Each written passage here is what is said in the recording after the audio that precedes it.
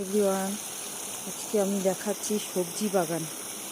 শ্রীনগরে ইফতার ইন হোটেলে যে আমরা আছি সেখানে সবজি বাগান। এই যে ক্যাপসিকাম, ওই যে ওখানে লঙ্কা, লাউ, পুরোটা ধরে শালগম, টমেটো, বিনস, ওই পাশে আছে বেগুন। আর এটা এক রকমের সবজি হয়। ফুলও আছে, সামনে ফুলের বাগান। টমেটো, বিভিন্ন রকমের টমেটো আছে, ওখানেও এক রকমের লাউ আছে। পুরোটা ঘিরে সবজি। এখন জল দিচ্ছে, ইনি দেখাশোনা করেন। কতদিন ধরে আছেন এখানে? হ্যাঁ, অক্টোবর 7 মাস হবে। ও, লঙ্কাগুলোর সাইজ দেখাতে পারছি।